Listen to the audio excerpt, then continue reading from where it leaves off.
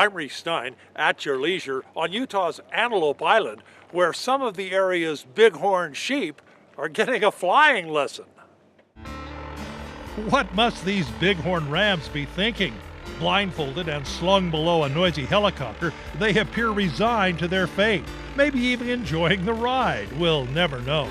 What we do know is this second step in a weird odyssey doesn't seem to have much effect.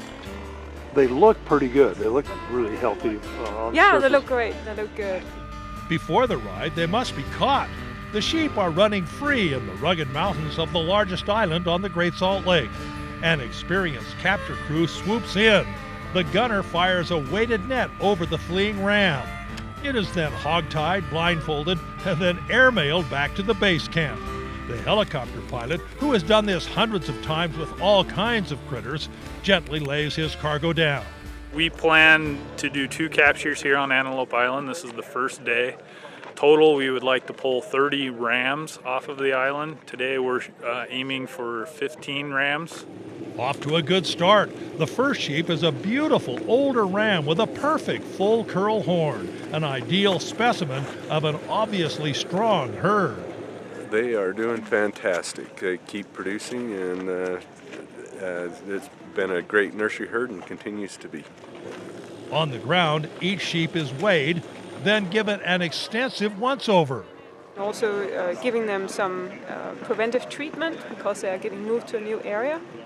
Hidden among the towering male biologists, veterinarian Annette ROUG runs this show. We do a fairly comprehensive panel to screen for respiratory disease. And so we take blood and we do some swabs of nasal swabs, tonsillar swabs, and do some measurements, give them some injections as preventive care. Volunteers help the pros in the process. Sheep are cold weather animals, and with all this stress, they tend to overheat. Volunteer Susan Bates has the critical job of making sure the animals keep their cool. Why is that important? It cools them down and it makes it so that